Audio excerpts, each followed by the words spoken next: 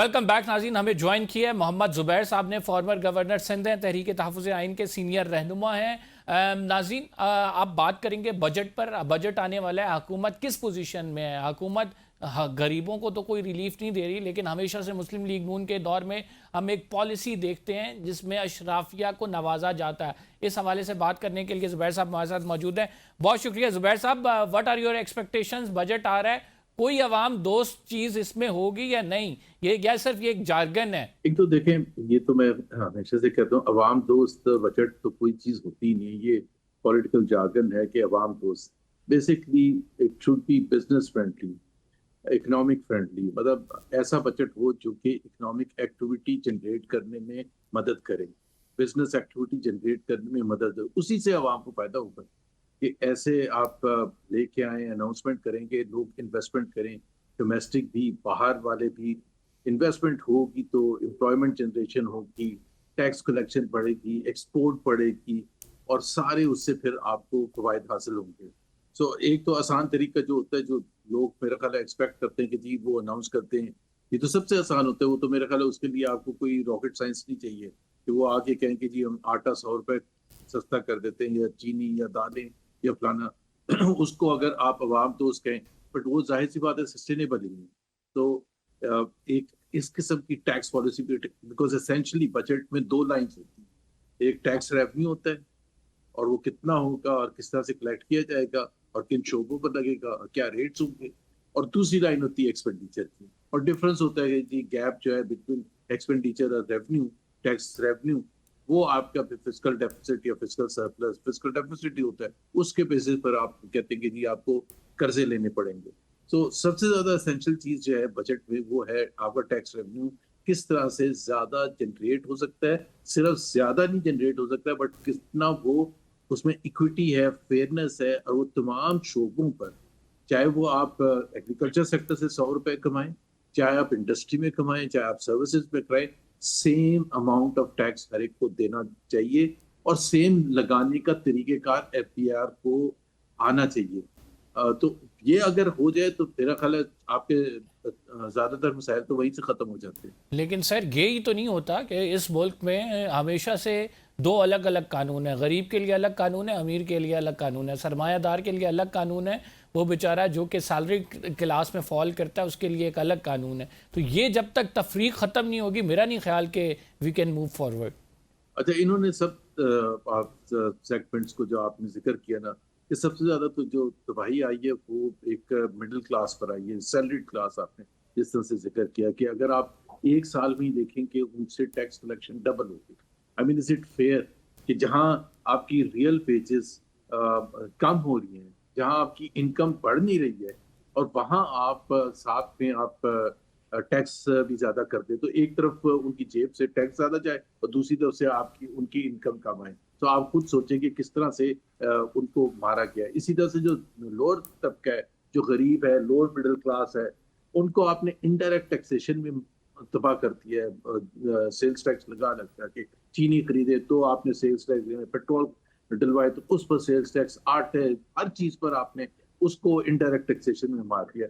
और जो ऊपर की क्लास है जो कि बड़ी इंपॉर्टेंट होती है, जो आप कहते हैं कि बड़े सरमायादार है, बिजनेसमैन है, उसके ऊपर जो टैक्स रेट्स है, देखिए वो दुनिया में तकरीबन one of the highest in the world है, and far higher than the other countries in the reason.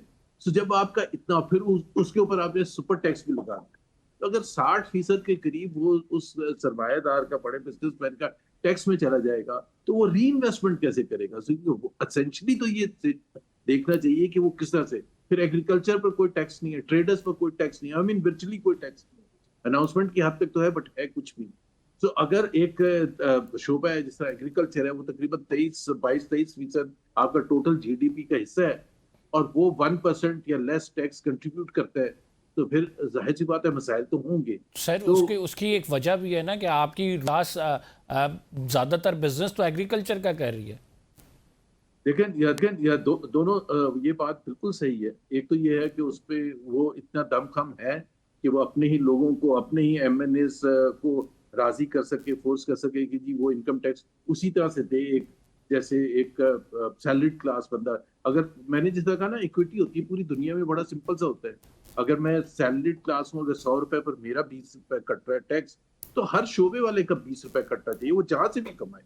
تو ایک تو یہ انیبلٹی، ایک ان کی جو اپنے جو ان کا انٹرسٹ گروپس ہے، بڑے بڑے انٹرسٹ گروپس ہیں، ان کو ٹیکس نہ کرنا، ظاہر سی بات ہے اس کا سارا جو ہوتا ہے، ایک تو not only in terms of less tax collection, but پھر اس کے لیے یہ اس قسم کے حربے استعمال کیے جاتے ہیں جس کو میں کہتا ہوں فورسفلی جرگا ٹیکس آپ کہہ لیجیے، جس طرح پیٹرولیم لیوی ہے، وہ آپ کو جہاں ٹیکس شارٹ فال نظر آتا ہے آپ پیٹرولیم لیوی بڑھا دیتے ہیں، اور بڑے آپ فخر سے بتاتے ہیں کہ ہم نے پیٹرولیم لیوی میں اپنے جو ٹارگٹس ہیں اس سے زیادہ اچیو کیے. آپ کی اس میں کیا ایفرٹ ہے؟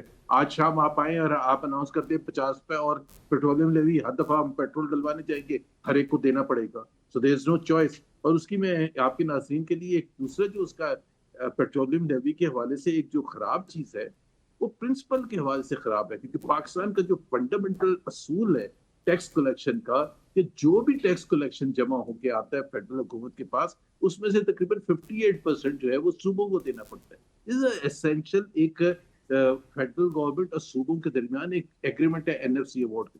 یہ جو پیٹرولیم لیوی ہے یہ اس ایمبٹ سے باہر ہے، یہ سارا کا سارا فیڈرل حکومت کے پاس رہتا ہے.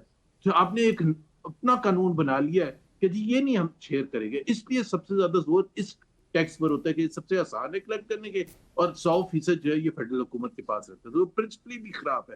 اب آپ کا کوشچن جو ہے کہ کیا یہ ایسا کچھ بجٹ میں لا سکیں گے، جو کہ نہیں، بالکل بھی نہیں، کیونکہ 4 سال دیکھیں 2022 میں اسی حکومت نے بجٹ دیا تھا، 2023، 2024، 2025 اور 2026 یہ 5واں بجٹ ہوگا شہباز شریف کا as prime minister of Pakistan. تو اگر 4 بجٹ پہلے کچھ نہیں کر سکے تو 5واں کیا کرے گا؟ بالکل صحیح بات کر رہے ہیں کہ لیکن سر جب سے ہم دیکھ رہے ہیں کہ اگر ہم مسلم لیگ نون کے مختلف ادوار کو دیکھ لیں تو ایک بڑا کنسسٹنٹلی ایک پالیسی ضرور ملتی ہے کہ وہ ایک اپر کلاس کو ذرا لیوریج دیتے ہیں، اور اس حوالے سے کافی زیادہ کرٹیسزم بھی ہوا ہے. آپ نے ان کے ساتھ کام بھی کیا ہوا ہے. Is it a fair criticism? لیکن میں آپ کو شروع میں اس وقت PMLN کے حوالے سے آپ نے سوال نہیں پوچھا تھا، بٹ میں نے جب آپ نے پوچھا تھا عوام دوست ہوگا تو میرا جواب یہی تھا کہ سب سے زیادہ جو انشور کرنا ہوتا ہے بجٹ کو یا کوئی بھی آپ کی پالیسی آئے، وہ اس میں آپ کیا بزنس فرینڈلی ہے، انسینٹیوز ہیں انویسٹمنٹ کے لیے یا نہیں ہے. تو ظاہر ہے انویسٹمنٹ اگر آپ کروانا چاہتے ہیں تو آپ بڑے امیر لوگوں کی بات کریں گے نا، انہی کو اٹریکٹ کرنے کی بات کریں گے. فیکٹریاں لگائیں، انڈسٹریز لگائیں، یا انویسٹمنٹ لے کے مختلف سیکٹرز پہ انویسٹمنٹ کریں.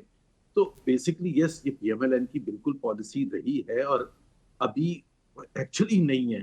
سو اگر آپ کہہ رہے ہیں کہ پہلے تھی، پہلے بالکل تھی. اور یہ ایک تفریق ہوتی ہے، دیکھیں اٹ از، آپ کہہ لیں کہ PMLN more capitalist economy, market based economy پر یقین رکھتی تھی، اب نہیں ہے. میں اس کا بتا بھی دیتا ہوں. اور جس طرح پیپلز پارٹی ہے وہ لیفٹ آف سینٹر کی پارٹی تھی، جس کو آپ مور ٹورڈس سوشلسٹ اکانومی کے جی، پرو لیبر ہو، اینٹی بگ بزنس ہو، and so on and so forth. میں اس وقت بھی پیپلز پارٹی کی اس اکنامک پالیسی سے ڈس ایگری کرتا تھا، آج بھی کرتا ہوں. لیکن یہ جو موجودہ PMLN ہے یہ تو کچھ بھی نہیں کر رہی نا. یہ تو اوپر والوں کو بھی، میں نے دیکھا آپ کے سوال کے جواب میں نے کیا کہا تھا کہ انہوں نے تو اوپر والوں کو بھی ہلا کے رکھ دیا. ایک تو انکنسسٹنٹ پالیسیز، پھر ٹیکس ریٹس اتنے زیادہ ہیں. آپ کمپیئر کر لیں 2013 وغیرہ میں نواز شریف جو پرائم منسٹر تھے، یا 1990s کا جو اتوار تھا، اس میں جو ٹیکس ریٹ تھے اور جو آج ٹیکس ریٹ ہے، تو ان کی تو کوئی اکنامک پالیسی ہے ہی نہیں. انہوں نے تو ہر طبقے کو مار دیا ہے، اس کو بھی مار دیا جس نے انویسٹمنٹ کرنی ہے. That is why our investment ratio is at a 50-year low. That is why 50-year low foreign direct investment has plunged in Pakistan. So اگر آپ کی انویسٹمنٹ کی یہ حالت ہے، تو who is responsible for this over the last 4 years? They are responsible. The present PMLN, which is quite different from the one آپ اس وقت انویسٹمنٹ ریشو اٹھا کے دیکھ لیں اور اب انویسٹمنٹ ریشو اٹھا کے دیکھ لیں. So it is So anti people, what are the it is factors anti then businesses. contributing to it? If you compare Nawaz Sharif's era with Shehbaz Sharif's era, what are the major differences? Major difference دیکھیں نا. مجھے بہت سے لوگ کہتے ہیں کہ آپ نے چھوڑی کیوں ہے PMLN. وہ جو فنڈامنٹل تھا نا ان کا، جو ایک سول ملٹری امبیلنس کے حوالے سے ان کا پوائنٹ آف ویو تھا، جو relation ship with India other neighbourly countries جو ان کا پوائنٹ آف ویو تھا، یا ان کی جو اکنامک پالیسیز تھی جو وچ واز پرو بزنس، کہ بزنسز کو لوور ٹیکس رکھیں اور اٹریکٹ کریں. سیلریڈ کلاس کے بھی لوور ٹیکسز تھے اور پھر وہ اس کے لیے بھی لوور ٹیکسز تھے بڑے بزنسز کے لیے. یہ تھوڑا کہ آپ نے اتنی جگہ اس کو مار دیا. آپ خود سوچیں نا کہ اگر اتنی ہائی ٹیکس ریٹس ہوگا تو انویسٹمنٹ نہیں آئے گا. That is the starting point for economic revival یا اکنامک پروسپیرٹی. اور دیٹ آلسو آج آپ انسینٹیوز دیں گے تو پھر اس کے بعد آپ کو جا کے over the next few years فائدہ حاصل ہونا شروع ہوگا. اور یہ میں آپ کو بتا دوں کہ سرمایہ جو ہوتا ہے کہ وہاں جاتا ہے جہاں ایز آف ڈوئنگ بزنس ہو, جہاں وہاں کاسٹ آف ڈوئنگ بزنس سستا ہو یا آسان ہو, جہاں ریڈ ٹیپزم نہیں ہو آن ایوری کاؤنٹ, جہاں رول آف لا ہو on every count. Pakistan in the last 4 years has created an environment جہاں انویسٹمنٹ بالکل بھی نہیں آئے گا, بلکہ پاکستانی خود سرمایہ دار جو ہیں وہ باہر جا کے انویسٹمنٹ کرتے ہیں, چاہے ملائیشیا چلے جائیں یا ساؤتھ افریقہ چلے جائیں. میں آپ کو یہ بھی بتا دوں کہ ایسے ایسے بزنس مین ہیں جنہوں نے جا کے میکسیکو میں فیکٹریاں لگائی ہیں, پاکستانی بزنس مین, اور یہ حقیقت ہے. تو اب آپ سوچیں کہ وہ میکسیکو پہنچ گئے انویسٹمنٹ کرنے کے لیے, کتنا مشکل ہے for Pakistan to go and find out good environment جہاں آپ بزنس کر سکیں. تو یہاں کیوں نہیں کر سکتے؟ وہی وہ فیکٹری یہاں کیوں نہیں لگائی اور نہیں لگائیں گے؟ This is where the problem is. اتنا زیادہ ٹیکس, اور یہ سارا یہ آئی ایم ایف کا جو پیکج ہوتا ہے, آئی ایم ایف کا جو طریقہ کار ہوتا ہے, اس میں آپ پاکستانی عوام کے لیے یا پاکستان کے لیے تو اگر آپ ایکسپیکٹ کر رہے ہیں کہ last year of I M F اگر ہم کچھ حاصل کر لیں گے تو بالکل بھی نہیں, امید تو بالکل بھی نہیں رکھنی چاہیے. اگر ان کو کچھ خیال آ جائے اور کوئی کانفیڈنس لیول ٹھیک ہو جائے تو شاید کچھ ہو جائے. Thank you very much. Muhammad Zubair صاحب ہمارے ساتھ موجود تھے, اپنی رائے کا ایسے پروگرام میں اتنا ہی. کمبر زیدی کو اجازت دیجیے, اگلے پروگرام میں آپ سے ملاقات ہوگی. اللہ نے